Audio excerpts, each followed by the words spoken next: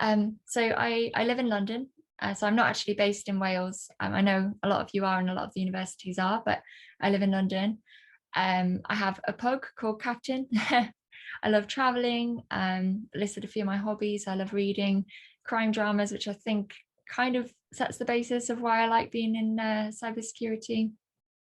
Snowboarding, and actually when we're in the office, not working from home, I actually work around the corner from this building in the bottom. I don't know if any of you know where that is. Maybe you could put in the Zoom chat if you've got any ideas. So it's the Bank of England near Bank Station. So, okay, first of all, though, I'm going to go back a bit to what is information cybersecurity at its most core fundamentals. So cybersecurity is how individuals and organizations reduce the risk of a cyber attack. And a cyber attack is something that would breach three main principles of information security. So confidentiality, that does what it says on the tin, really. That is making sure that the data is kept confidential and also only to be with the people that actually need it.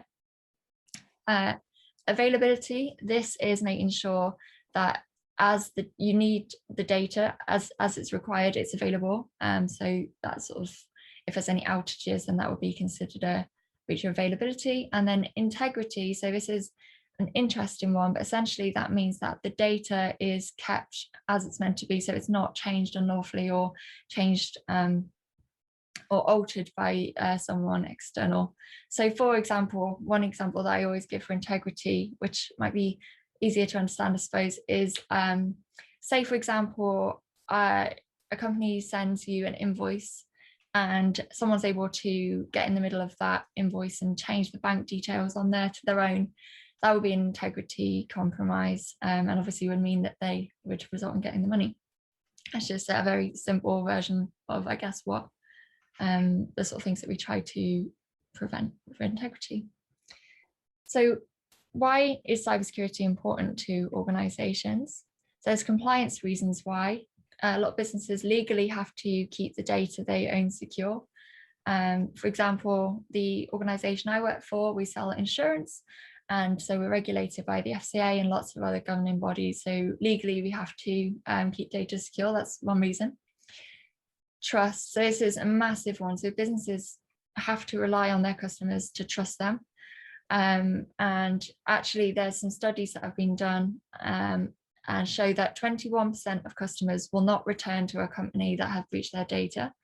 So that's a big loss of customers for a company. Profits. So profits will obviously be impacted if 21% of your customer base don't ever return. However, in addition to that, if there's like a ransomware breach, for example, and systems are unavailable, then that might interrupt sales, which you can see would interrupt profits. But also organizations such as the ICO and the FCA, who I mentioned earlier, impose large fines on organizations who have data breaches as well. So that can really drastically affect profits. And business plans, so think about Coca-Cola famously. They have their recipe that's not known to anybody, and they have to protect that. So if, for example, Pepsi got hold of Coca-Cola's recipe, that could lead to a few issues. And so we have to make sure that any data which relates to like business plans or could give a competitive advantage to other people or other organizations, that is kept within the company. And sales information as well, that's a big one. So what I'm going to do now is I'm going to go through a list of some breaches you may or may not have heard of recent. So I say recently, I think we go back about 5 years. I haven't gone back much further than that. So I'm going to run through them, and you may have heard about them, may not have information on them, or you may have actually been impacted by them yourself, because I picked some large scale ones with lots of people that you might remember. So first one is the NHS. This is really famous. This happened back in 2017, and NHS fell victim to ransomware. And what happened was the ransomware spread across the network and took a lot of their systems and a lot of their hardware offline, and meant that a lot of their systems were completely unable to function and inaccessible. And in fact, 19,000 appointments were cancelled. And off the back of that, there will have been obviously delays and so on that were caused. And the reason that this ransomware was able to get onto the network is because one of the, or they had not upgraded some of their servers. So there was actually a flaw on their servers, which meant that the ransomware was able to spread. And this flaw had actually been fixed by Microsoft in an update months earlier, however, it hadn't been applied. So that's why it was able to take hold. The next one, a year later in 2018, so British Airways announced they were victim to some malware that had made its way on its website and was actually taking copies of the credit card data from their customers. So it's estimated that 400,000 of their customers had their personal data stolen. So they'd essentially go on the website to buy a flight, they put in their credit card, the attackers would take a copy of that, but also British Airways were seeing the payments happen, so that they allowed the payments to go through. I just took a copy, and that actually meant that the malware was left on the website and remained undetected for quite a while. So it was around 2 months. And that's because British Airways were able to see the payments coming through. So there was no reason really, well, they should have had reason to detect it, but from that perspective, there was no reason to detect that, that there was anything going on. So that's how that managed to be such a large customer base. Also in 2018, but later on in the year, Marriott Hotel announced that they'd been impacted by a security breach. This was a really interesting one because the breach had actually been going on for around 4 years, but it actually affected one of the companies that they'd purchased a few years before. And that hotel chain was Starwood. So essentially what had happened was Starwood had an unauthorized party on their systems, and they only actually detected it when they started to integrate Marriott systems and Starwood systems. They realized that something was going on. And 339 million guests worldwide were impacted, 7 million of those estimated to be UK residents. And I think I mentioned before about profits and fines from organisations and how that affects the business's profits. Marriott were fined £18.4 million by the ICO for the reason of failing to keep millions of customers' personal data secure. So as you can see, that's a massive fine, and you can imagine the sort of impact that would have on an organisation such as Marriott. So a little bit sooner, so last year in July, Twitter actually suffered a major breach of its systems as well. So only 130, I say only, it's still a large number, but compared to the millions that we've seen on the others, 130 high-profile accounts had been accessed, and this included people like Bill Gates, Elon Musk, and Barack Obama. And actually, what they did when they got hold of those accounts was they sent out a tweet and said, "I'm feeling really generous today. If you give me X number of Bitcoin, I'm going to give you double that back in return." And in addition to that, there were there was other accounts that were accessed where messages had been read as well. And yeah, so quite a high impact. And what had happened there was that a phishing attack had been launched against one of the employees at Twitter, and they were able to convince that employee to give them a password to one of the internal systems, which they then used to conduct this attack. And I think finally, yeah, so in July last year, Capital One, so you may have heard of Capital One, but they do a lot of like credit cards and so on. They admitted that they had been victim to a major data breach as well. This particular attack, it exposed personal and financial data of 106 million customers, in particular their applications for credit, and that included their social security numbers, which I'm not sure if any of you have a social security number or have been to the US and know a bit about that, but with that number you can do an awful lot of stuff. You can register for credit and do a lot of damaging stuff against people, so that's quite a big thing to lose. And the cause of this one was really interesting. So actually, Capital One used a cloud service called AWS, Amazon Web Services, and a former employee from Amazon was able to use her knowledge of something very obscure and something that wasn't known outside in the industry of a misconfiguration in one of their firewalls, and they were actually she was able to use that information and bypass and gain access to Capital One systems after she'd left Amazon.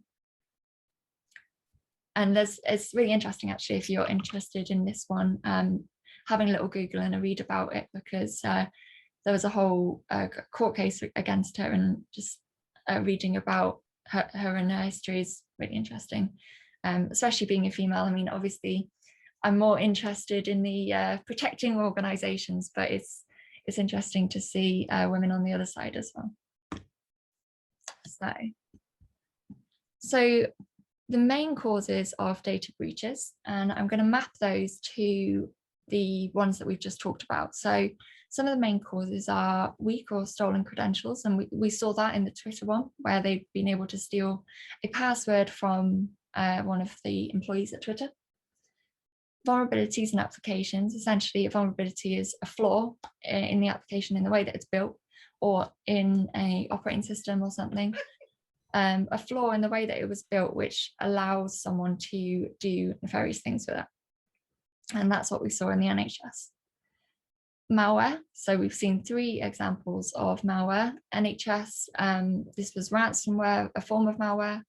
Marriott and British Airways, where they had the card scraping malware on the website. Social engineering. This is a really interesting one, and there's lots of information on social engineering online. It's quite a good one to read about. There's people that do something called physical pen testing, and essentially they try and get into buildings, and they're paid by an organization to try and get into a building by seeing, will someone let me in? Can I convince someone to let me in? And so they can see what someone could do. So for example, they say that if someone's wearing a high-vis jacket and a ladder, people will just hold doors open for them, and that's the friendly human nature, and quite often that is an interesting social engineering thing. But there's a lot more to it in the cyber world as well. So yeah, convincing people via phishing is a really common example of social engineering. Too many permissions. This is, yeah, like it says on the tin again, just where potentially someone's moved a role and their permissions haven't been removed, and that means that they have too much access. That's one of the main causes. Insider threat. This is a big one, where you might have employees working for a company who have nefarious intentions, or potentially have been persuaded by somebody to do something, threatened by somebody to do something. And this is a big one. This is what we saw in Capital One. But it wasn't actually an employee from Capital One, it was an ex-employee from Amazon, but this is an example of insider threat. And physical attack, this is actually similar to what I was talking about with the social engineering. Physical attack is a funny one, because people think of cybersecurity and they think of what we can do to the network, and the majority of the work that we do is that. But there's not much use doing too much to the network if you're then going to leave your server room door open and allow people to walk in, because you could just go in and pick up the hard drives and off you go. So it's a big part of it. And user error is, yeah, a common one. If people make a mistake, they might send data to the wrong people, or we're all human, so user error is a big one. But in the description of the talk, I put that you wanted to hear, or hopefully you wanted to hear that what we do on the other side, so what our role is. So I've told you some examples of breaches, and ones you might have heard of, but the other side of the coin is the people that work in these organizations. And most organizations, especially large organizations, will have people with responsibility for information security. And so I just wanted to go through just a few of the bits that we do to help to reduce that risk. So what I've done is I've mapped those to the most common causes that we saw here and the sort of things that we would do. And this is not an exhaustive list by any stretch of the imagination. We do lots of other things as well. And we also do a lot of these things. So not one of these ways to reduce risk will be a complete solution to cybersecurity. And in fact, there is no complete solution. Attackers are always finding new ways, and we always have to try to be one step ahead of them and try and learn what the new things they're doing are, so we can tailor our side. So it's ongoing war. And what we call that is defense in depth.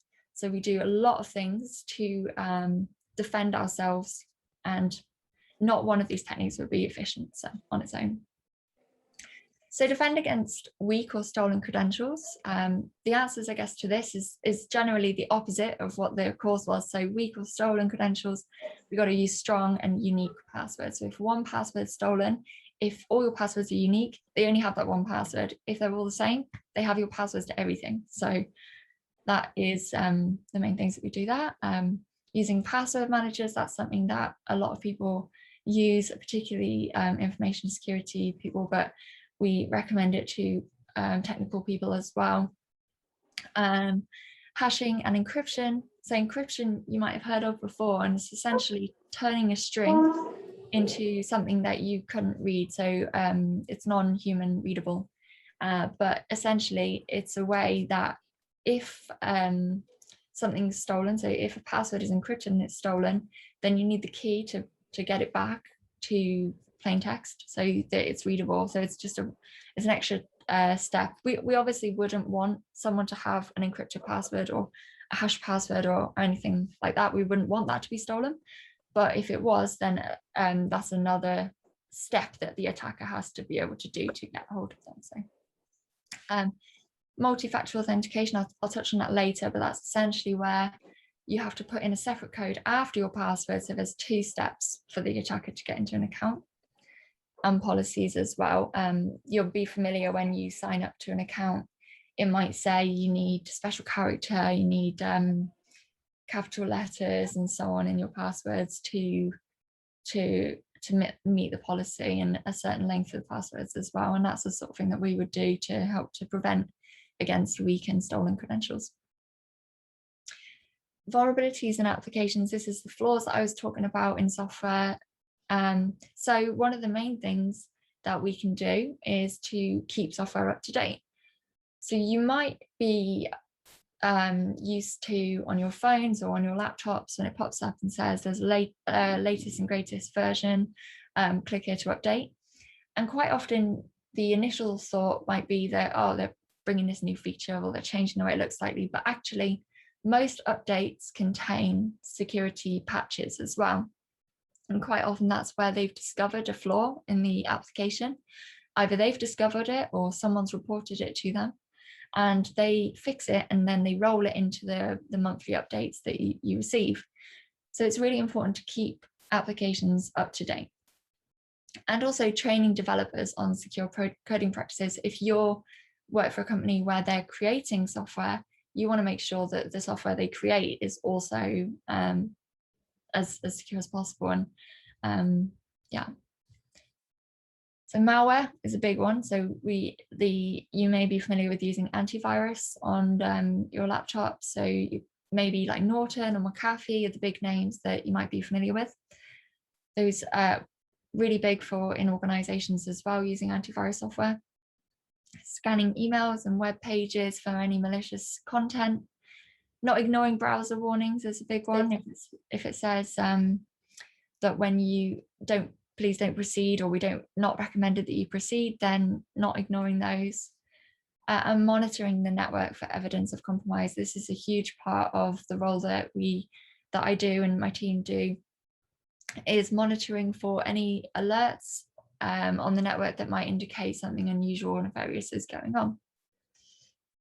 Social engineering. This is really about training. And if you work for organizations, or maybe even at your education places like universities and so on, you might be familiar with having done computer-based training where they're telling you about not clicking links, not downloading attachments, and so on.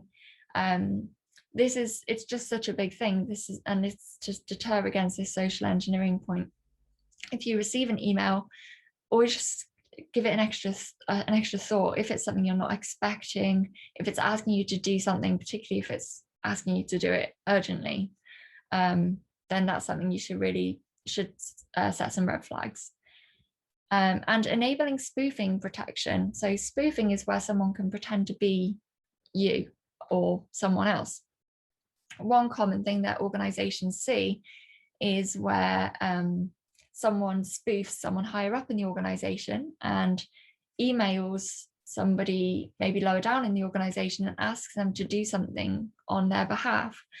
And it's quite common, people might fall for that, because you might see, oh, I've got an email from the CEO saying I need to do this, and I probably ought to do that. I don't want to get in trouble with the CEO. And that's the sort of thing that they understand humans, because they're humans too, and they are going to try and exploit those human flaws, not just the vulnerabilities in applications, but the vulnerabilities in human nature as well. Too many permissions is obvious. Don't give too many permissions to people. Insider threat, this is a big one. So you might, if you work for an organization, you may have had to do a background check when you first joined, or data loss prevention tools as well. So a lot of the time companies have have scanners that look on emails or look on things you're doing on your work laptop to make sure you're not actually leaking from corporate data. Physical attack, so you may have to carry an ID badge, whether you're at university or at the workplace. You may even authenticate with fingerprints or something like that. You may have security guards at your place of work, and that's to prevent against physical attack. And finally, user error, user training is the way that we reduce that risk. So how can you tell if you've ever been affected by a breach? So I believe all on this call are EU citizens. If not, then I'm sure that where you are a citizen, they will have some other rules, but I'm going to talk about EU citizens since it's the most relevant here. Is that we are protected in a way by the Information Commissioner's Office. So our personal data is governed by them, and you may have been familiar with GDPR. And that's a regulation created by this governing body to make sure that businesses are treating your data fairly and are following the right sort of rules and reporting correctly if there's any issues. So if there is a data breach where it's likely to cause a significant impact to your rights and freedoms, so say, for example, personal data that could identify you as breached, or credit card data is breached, then the company who owns that and finds out about that breach must report that to the Information Commissioner's Office. Then the ICO will help to advise that organization whether or not they need to inform you. And if there is significant personal data issues or financial information, you can pretty much guarantee that should be reported to you. However, if sometimes data can be stolen from a company and they may not even know yet, or they may not have had the chance to tell you yet. So there are some ways to find out or to stay ahead of the curve. So sometimes when data is stolen, it's leaked on what's known as the dark web, and other malicious people will buy password lists and credit card information off of hackers on the dark web. And this is quite famous. There was a breach in the US Target, and the people were stealing credit card information and selling it on the dark web.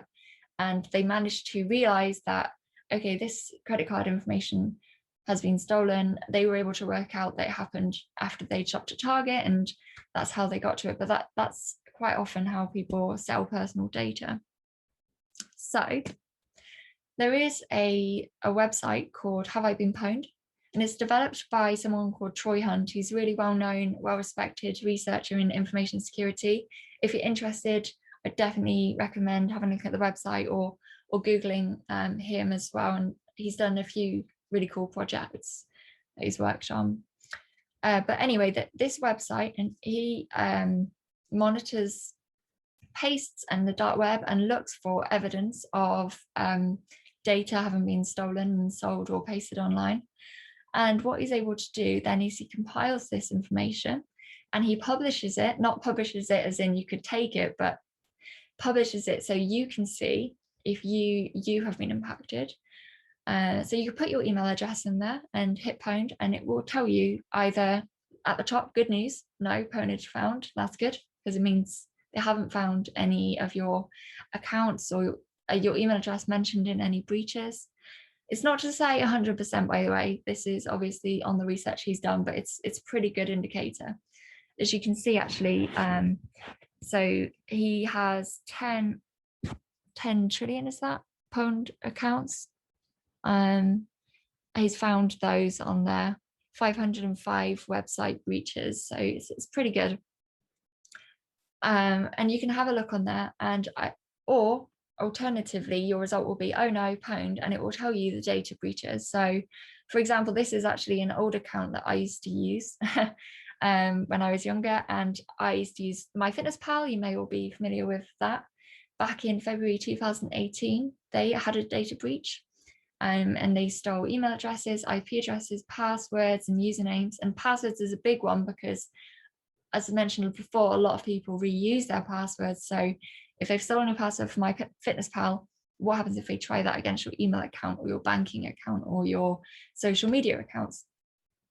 And Neopets as well. I don't know if any of you are familiar with that, but it was a pets website back when I was little. And they had a breach several years later as well.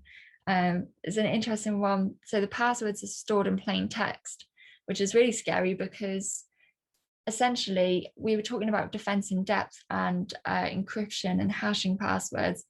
But if it's stored in plain text, then there is no extra step for those attackers to have your password. Essentially, if they've got them in plain text, that's it. So that's a big one. So definitely recommend having a look at that website and putting your email address in and seeing if you've been affected. But what can you do to protect yourself against these sort of breaches? So in the same way, as I mentioned before, it can be tough for organizations to get that right because there is no one way where you can say, right, I click this button, set this up, now I am secure, I can relax. And that's why I'm employed.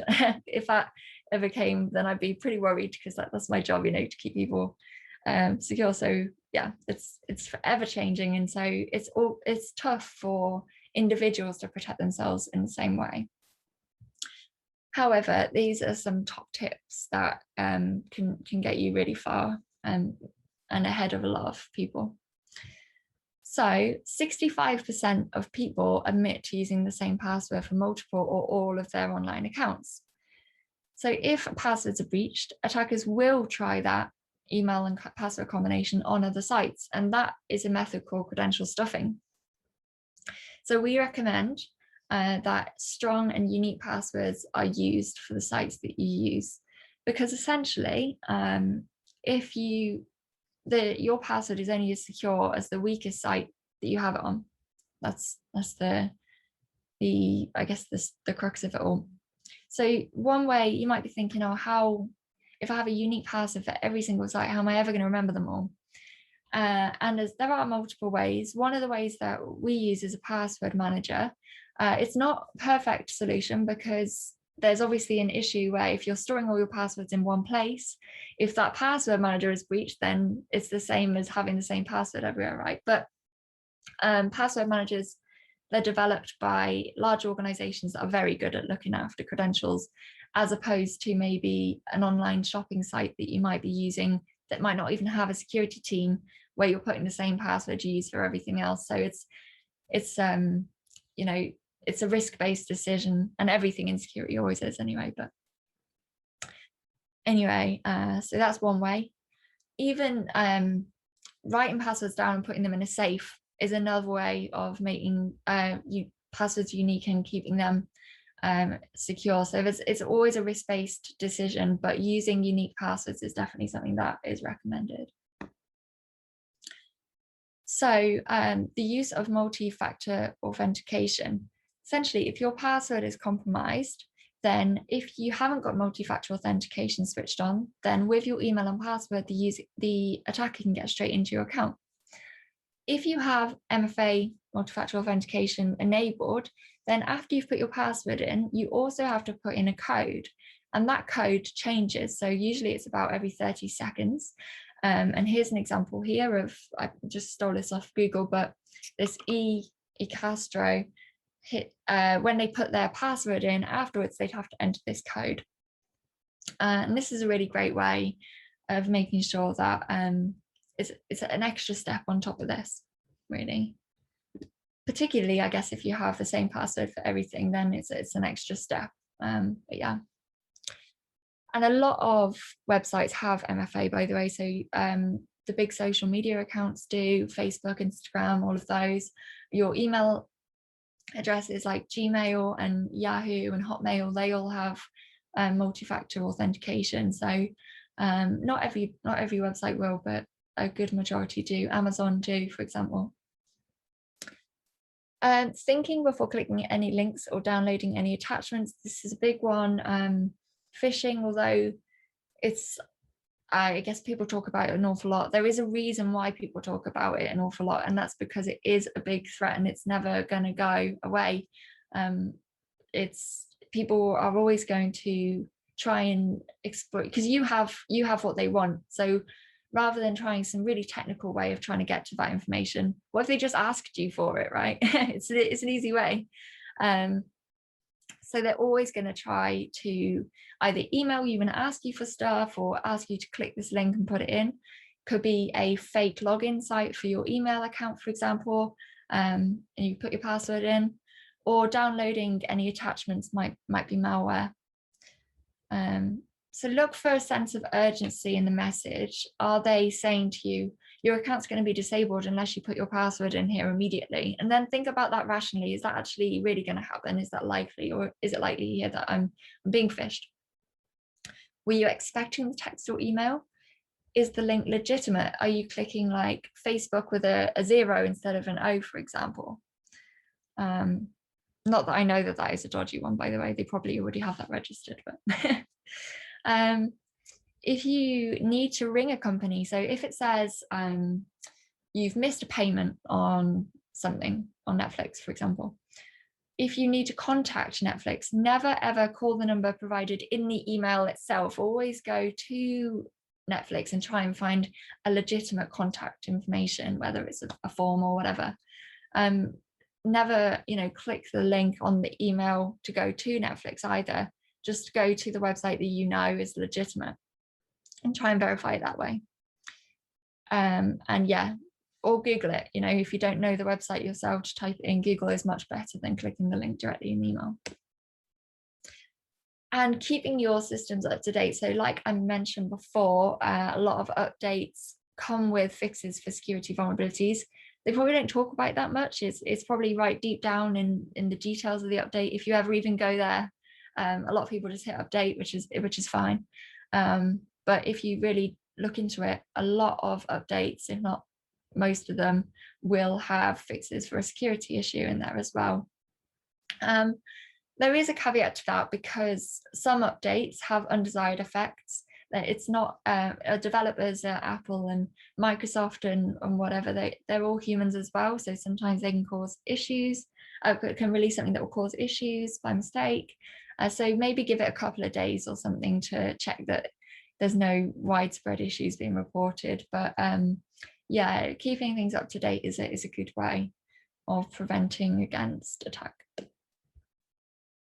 So in case I've piqued your interest, or if you're looking, I think one person on the call put that they were looking at a career in information security. So if I have piqued your interest, then there's lots of different roles in information and cybersecurity. If you're looking at a smaller organization, sometimes it's a joint responsibility with someone that works in IT. If you're looking at a larger or even a medium-sized organization, there might just be a smaller team. Or if you're looking at a huge corporation, there might be 10 plus teams just for security. So there's lots of different options. Quite often they're split into the following categories. So you have heads of and CISOs, that's the top level security people. Security operations, this is what I do. This is the day-to-day incident response, looking for alerts, educating people, that sort of thing. Assurance, risk and governance, this is writing the policies, looking into organizations and making sure that it fits within our risk appetite, and looking at the compliance stuff, like I was talking about GDPR and the FCA, and the ICO, that sort of thing. Security engineering, these people quite often are building the tools that will help to detect stuff. This is really interesting, especially if you like coding, or if you want to go into software development. Security engineering is a really cool spin on that, because you're essentially building security software. Security architecture, this is about stepping back and looking at, okay, what are all of the systems that we need? How do I think that these should look in terms of the network to get a really good coverage, that defense in depth, and understanding about the business and all of the different parts and what we need to protect the most and what systems we should put in to do that. Because one big thing is that security systems can be, not always, but can be quite expensive. So making sure that they're architected properly to protect the data you need to be protected, that's a big part.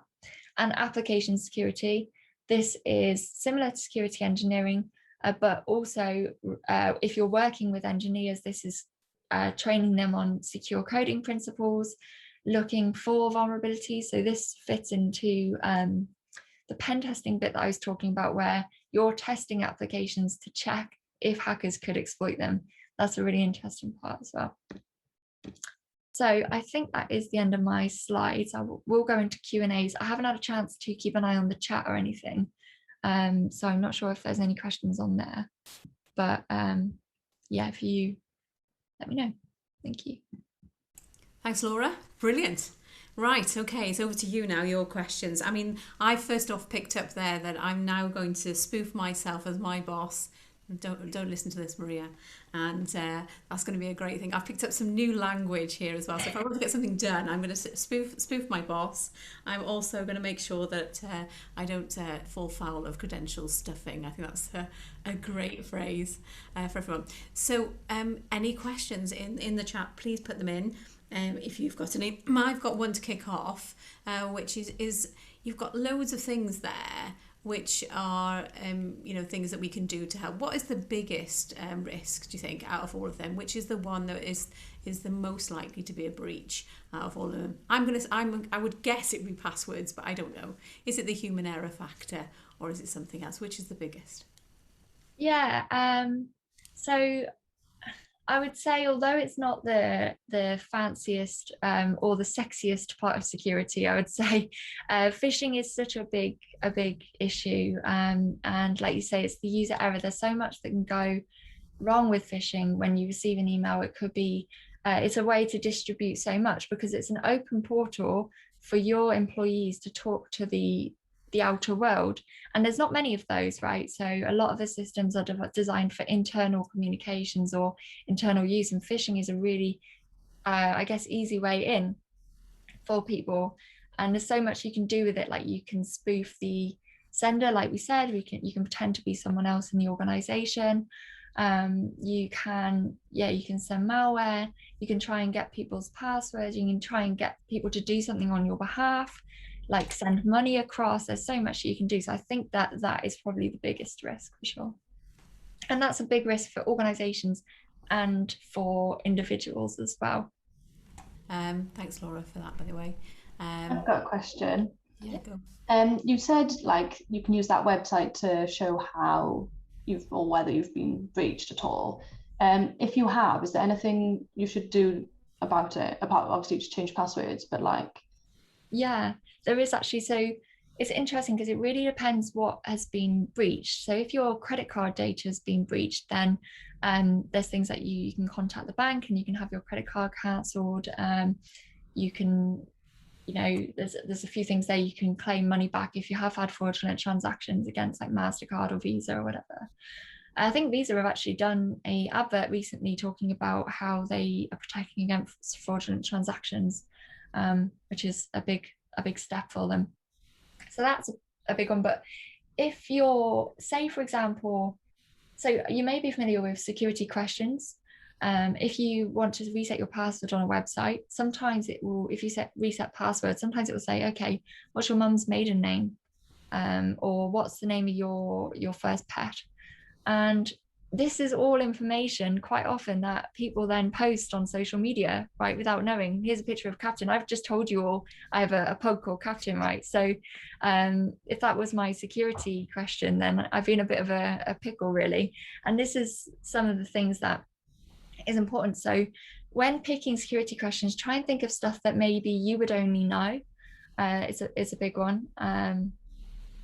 And not oversharing information or being cautious about where you're sharing information with. But if that information is breached, then being aware, there isn't actually much you can do, right? So if your mother's maiden name is breached, you can't change what your mum's name was before she got married. There's not, and also if your address is breached, you can move, but it seems quite an extreme thing to do, to move house because your address is breached. So sometimes it is just about being aware that that data is out there and what risks there are now.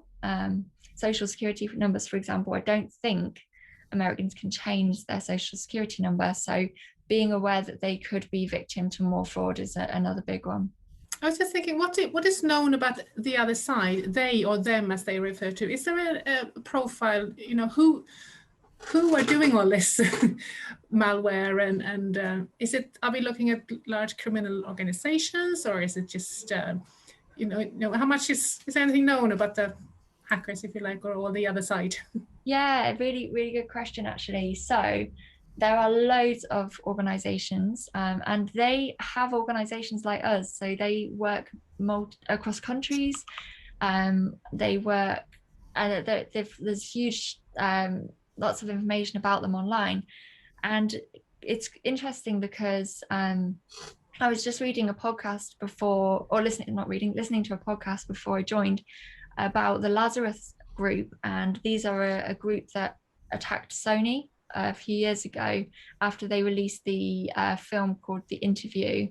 And I will send a link in the chat, actually, if that's okay. It's on Spotify, but the BBC News put it together, and it was a really interesting listen. One sec, send to everyone. And it talks about how the motivation of this particular group were because they're based in North Korea, was around the Interview movie and protecting their nation state. And that there are loads of other threat actors. So some of them are motivated by money, some of them are motivated by political interests. So say, for example, if you are a oil or gas company, then quite often you will have people that will be going for you because they are environmentalists. So there's lots of different actors, like we call them threat actors, across the world who would have an interest in your business. And it's about understanding really what your business does and potentially who might be after you, what their general attack methods are, and then trying to train your organization's security program around that. Interesting. Okay, thank you. You saying about credit cards being and your credit card information being stolen. My credit card company notified me that they were going to be sending me new cards, even though my current card wasn't due to expire. And what happened then was that they knew that my account had been breached, and I had no idea. So they sent me new cards, and then I found transactions on my old credit card number, which obviously I had refunded. Yeah. But the credit card company couldn't tell me who had been breached. So I don't know, and the company that has been breached hasn't notified me that my credit card details have been, you know, that they had it. So it's I still don't know who the company is. So if I use this, I have been Pwned website, would that actually tell me? It might. It's not 100% bulletproof because there's a few ways that people could get credit card data. There could be stuff, so it could be something on a cash point that you use potentially. Right. Could be stuff on point of sale systems in shops. Could be malware on like a laptop that you've used or that sort of thing. So there's loads of different ways that credit card data could be stolen, but that is one way you could check, and it might be a good indicator. Yeah. But it was nice that the credit card company were aware of it, and they obviously tried to rectify the problem immediately by giving me a new card. So yeah, they have lots of people in banks especially looking out for this. They'll have whole teams of people looking for fraudulent transactions and so on. Yeah, I've had similar experiences myself, to be honest, and it's good that they do sort that out. yeah, because I certainly wasn't in Amsterdam at Christmas time. No. Shame. Because apparently I was using a taxi there, so. All right. Well, we've had quite a lot of questions, but you're going to get a chance to ask some more questions if you stick around. I did a graduate scheme at a massive financial company called Experian, the credit rating company, and so I worked with them, and the graduate program was an IT based one, and part of that was it was rotational. So every 3 to 6 months we had to go into a different role within IT. So I did like network engineering, which I really enjoyed, and I did a few others, like working with kind of architects, and so I thought I knew what I wanted to do, and they said, oh well, there's a required rotation that everyone has to do, and it has to be security based. And I was like, oh, get it over and done with, like whatever. And do you know what? I did it, and I absolutely loved it. And it was just, I think from an outsider perspective, security, if you work in an organization, is not maybe as exciting. But actually, when I joined it, I realized there's so much more to it than what's visible from the outside, which is why I like to do these talks, because it's telling people actually there is so much more to it behind the scenes. And so that's how I got into it, and I've not left since that. So I'm still on that 3-month rotation, right? 3.5 years later. Unless anybody's got any other questions, I think we'll leave it there for today. And what? I think I have a question. Yeah, go for it. For Laura Blackwell. Yeah. I don't know if you're familiar with hash tables. With what? Sorry. Hash tables. Yeah. Yeah. What do you think of them? And do you think even if we create passwords that are like 8 digits, uppercase, characters, do you think that if someone has a hash table for all the combinations of characters and digits, how are we going to be able to overcome that and situations like that where a hacker has a hash table? Yeah. So what Emmanuel's talking about there is essentially a table where all different types of passwords and combinations of passwords, particularly common ones, are hashed. So they're scrambled into an irreversible format. And if, say, for example, your password is password, the hash might look completely different, like AXE3 something, completely random, right? It's a really random hash. And if you saw that hashed password, you wouldn't be able to look at that and go, that's the hash for password. But if you had a table, you could then compare and say, okay, AXE3, that is the hash for password, and work backwards. So, and there are large tables online which are released and people can use. So if you use a really, really common password and your password is on that hash table, it's more likely that you're going to be breached. But these tables, yeah, the thing is that to automate this sort of thing, you need a lot of computer power to crack passwords and to run through these tables. So there is that issue as well. So about having a really, really strong password just means that the attacker needs more compute and more power to be able to crack your password and work out what your password actually is. So yeah, it's an interesting one. I think Alison put sounds like a cipher. Yeah, exactly. So it's like an algorithm that is used to produce a certain string of values based on your password.